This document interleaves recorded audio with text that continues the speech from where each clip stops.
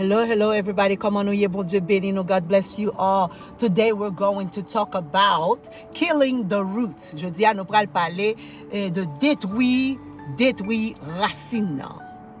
I talk about this a lot, fear. You know, fear is one thing that the devil used to destroy God's people. Nous parlons de la peur en pile, peurez. Peurez, c'est une bagaille que Satan servi pour qu'il capable détruire la vie petit bon Dieu.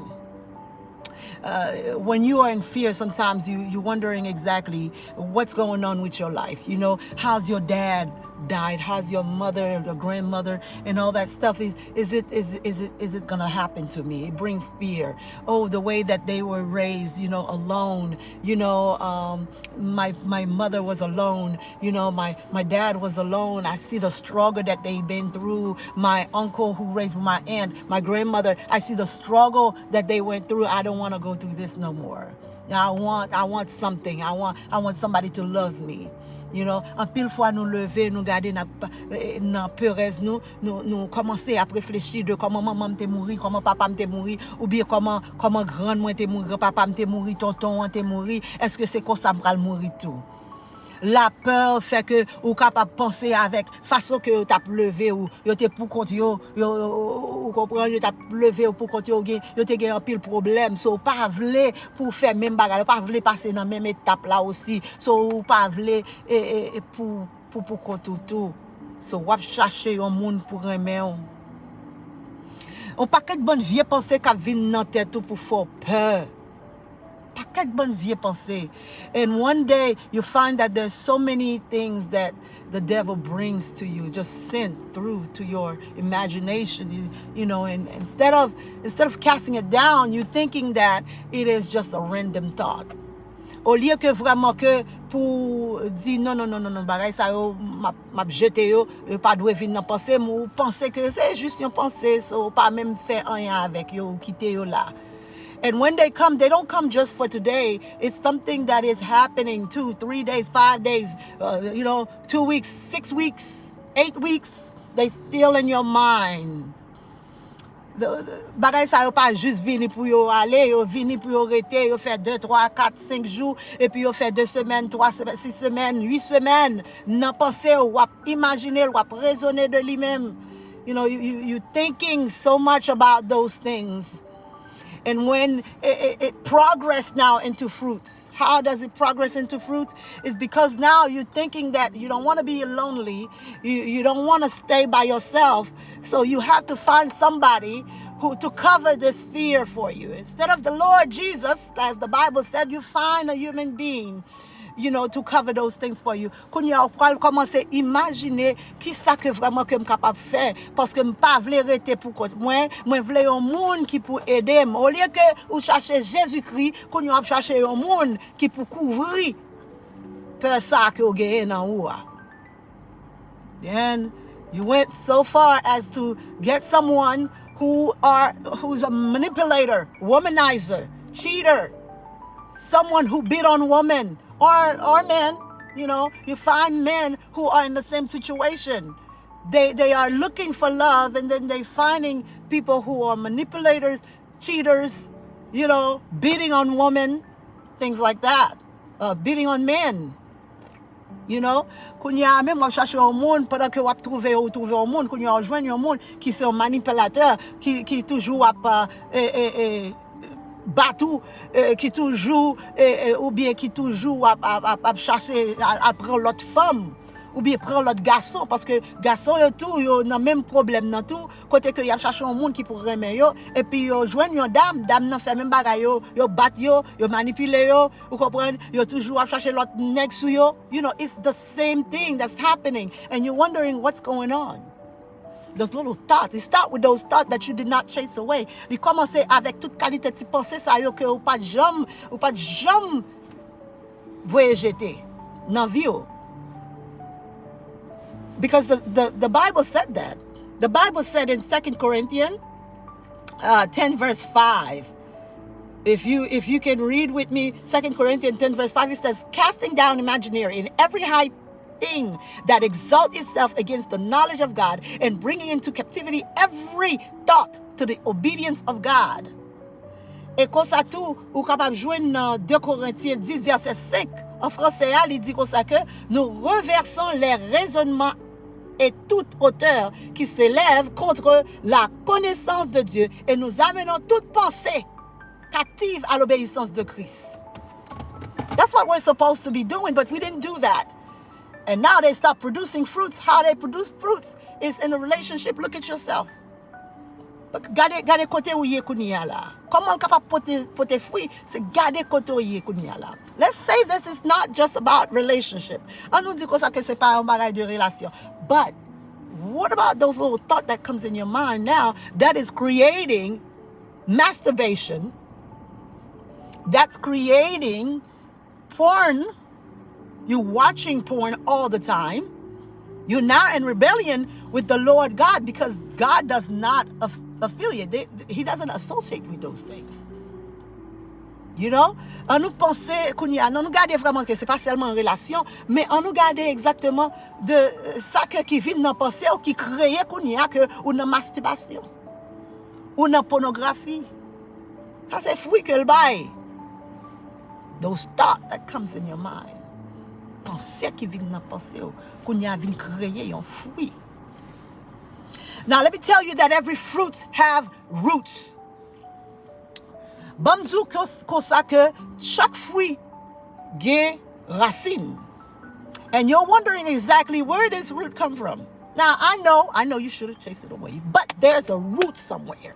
There's a root. Je comprends que vraiment les vignes n'a pas ça, c'est n'a pas ça Olivier. I understand, mais pas qu'il y a aucun fruit qui pas saute non racine. No fruit comes just by itself. There's a root somewhere. There's a root.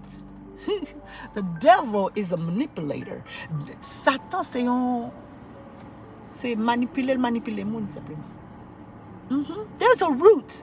And if you kept looking at the fruits and not the roots, then guess what? All you're going to keep seeing is more leaves comes in and more fruits. Si que vraiment c'est ça simplement regarder c'est juste fruit simplement ou pas jamais regarder exactement racine non, ça simplement que vous pral ouais c'est que vous pral ouais en pile feuille qui fleuri, qui vini avec plus fruits toujours. You have to look at the roots because there's no fruits without roots. Faut que vous capable garder racine non parce que racine non li vini avec fruit. Fruit a pas vini pour contre li. Li sorti dans racine. And your root is your generational bloodline. I'm sorry to say, but it is your generational bloodline. What's been happening in your bloodline? If racine non c'est pas aucun côté sorti mais c'est dans génération de rassou. De rassou de sang, ça c'est sang. Ça produit fruit ça yo. Qui ça sang produit? Now, I understand you said that, listen, Mical, I'm a new creation. The old things are past and now everything is new. Why is this happening then? Tell me, why is this happening? There's a roots. Ou capable dire comme ça que vraiment Mical, mais non, c'est une nouvelle créature. Les choses anciennes sont passées et maintenant toutes choses sont devenues nouvelles. Mais what's going on with your life? Qui ça qui passé dans la vie ou qu'on y a là? What's going on? What is this? What is this? There's a root somewhere. And the Bible shows us exactly how to destroy these roots. Et Bible a expliqué nous exactement comment que pour nous capable détruire racine ça. You think it's just going to be automatic. You know, you accepted the Lord and automatically you're just going to know what to do. No. You have to know exactly where it comes from. Li pas automatiquement vini comme ça. Vous comprenez? Parce que vous acceptez Jésus-Christ comme sauveur personnel. Ça va vous dire vraiment que toute bagaille, je prends l'ouvert et puis vous prenez exactement côté bagaille sorti. No. It does not happen. Did it happen to you? Because it didn't happen to me. Every day, every year that's happening, God is revealing things to me. God is teaching me things through His words, through prayers. C'est ça que fait dans la vie chaque chrétien. I don't know exactly who got baptized one day and becomes somebody completely different in another day. Like you don't need to grow no more because you got everything you need the second day. No. it does not happen that way. God is going to start revealing things to you. Bon Dieu va commencer à révéler exactement qui ça qu'a fait dans la vie de pour rester dans la parole. Because once you stay in this word, it's going to start telling you exactly how to destroy these roots. L'or était dans la parole, il va commencer par là exactement comment que vraiment que vous capable raser racine ça. Déraciner. Listen. You have to look at the roots. No fruits without roots. Pas aucun fruit sans racine. Hear me. Okay? Qui sa génération l'ont débaillé? What did this generation, bloodline, gave you? You know? Some of those generational bloodline, there were people who were devil worshippers. They covered their whole generation of the family. They raised an altar for their family, for their generation and generation. Do you know where they got that from? Do you know where the devil got that from? From the Lord God. Because he does everything opposite of God. That doesn't mean he doesn't choose the same way that God does it for it to happen, for him to do it. C'est ça, Satan fait. Satan manipule tout ça, bon Dieu fait. Il manipule de façon pâle. Bon Dieu bénit de génération en génération. God is blessing you from generation to generation. A lot of covers that we are receiving now is because that God had somebody in our bloodline raise an altar and saying, God, cover my generation. That's why it's important for you to bless your children and covers your children and your children's children and your children's children's. Because, you know, whoever comes, they be covered by the blood of God, by the blood of Jesus. God use that. Kousa tout ça, te manipule ça pour que li capable comprendre faire affaire pas tout. Même gens gen mauvais fruit, gen bon fruit. Même gens gen bon fruit, gen mauvais fruit. Bon Dieu ban nous bon fruit, mais Satan bail mauvais fruit. There's a root, you guys. What is this root that you had? Not everybody was serving Christ. Somebody done some crazy stuff that you have to know about and then cover yourself with the blood of Jesus that it doesn't come to you or your children, or your children. You know, roots. You have to go to the roots. And you have to cover your children from that roots. Cover yourself. Cover your children. Ou capable couvrir avec ça, mon Dieu, parce que route ça que vous avez. Il est important pour connaître exactement ça que tu as donné. You have to know. Okay, maybe there were people who did, again, like I said, I don't know, they went into witchcraft with it. You know, there are probably people that actually raping children, raping women with it. You know, there are probably people who went to witchcraft because they wanted to find love. You know, those things follows generations of it. You know what I'm saying? This is what the generation is. They doing what God is doing, manipulating what the Lord is doing. It's not automatic. You have to know that it happened. So that way, like the Bible said, so that way you know exactly how to cast it out.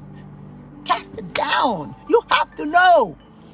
C'est comme ça que vraiment que ou capable ouais que dans génération ça peut-être vraiment c'est monde qui qu'on a fait magie. Y regarder pour exactement est-ce que capable joindre un monde pour faire pour remettre ou bien pour marier avec monde non c'est dans magie y aller.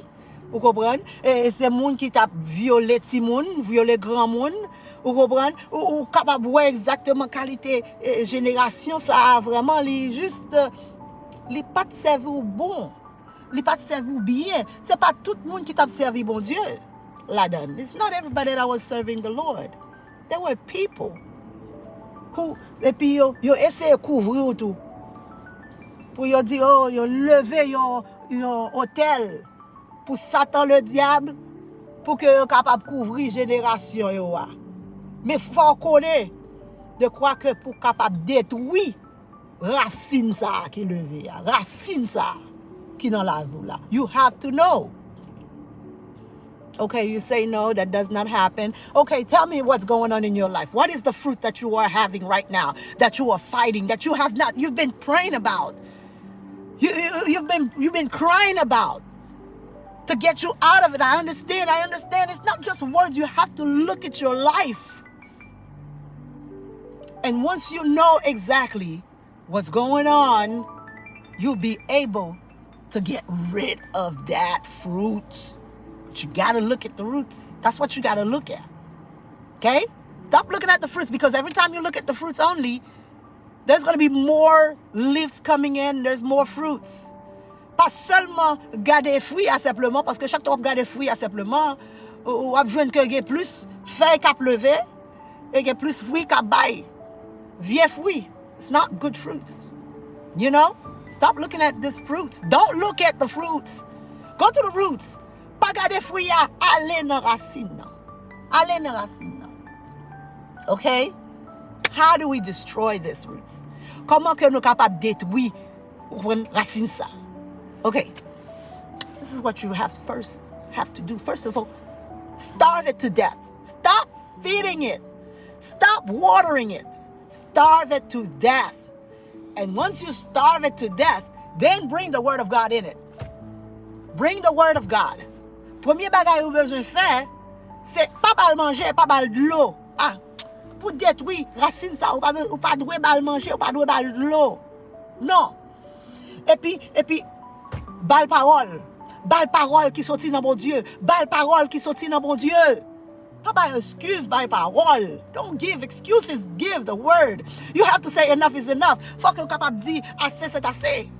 This is it. No more. And then you have to mean it though. The second thing you got to do is fire. Oh, you have to burn it down. Faut envoyer du feu sous route là, du feu sous racine. You have to bring fire into it.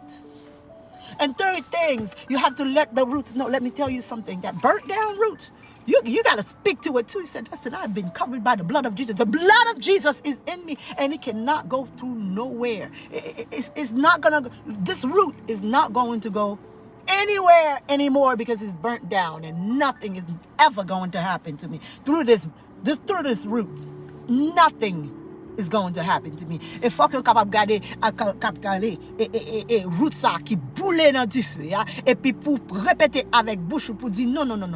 Rien pas privé au nom de Jésus, parce que sans Jésus couvrir, sans Jésus couvrir famille, sans Jésus couvrir race moi. You have to be able to open your mouth. This is how you destroy this root, is knowing. When you know, you repeat, because everything that comes from the heart, out of the heart, the mouth speak. Pour capable détruire racine ça, c'est pour parler. Et pour parole là sortir dans bouche, il faut sortir dans cœur. Parce que dans le cœur, l'aile dans le cœur, c'est laisse la sortir dans la bouche. You have to believe what the Lord can do. Everything. Listen. To destroy it. Destroy this root. Détruire racine. Détruire racine. It created too much craziness. It created too much heartaches. Li créer un pile bagay qui pas bon dans la vie. Li créer un pile problème dans la vie. Non. Ou c'est serviteur de Dieu, ou c'est servant de bon Dieu. Ça va capable briver. But you have to take it, and take it by force.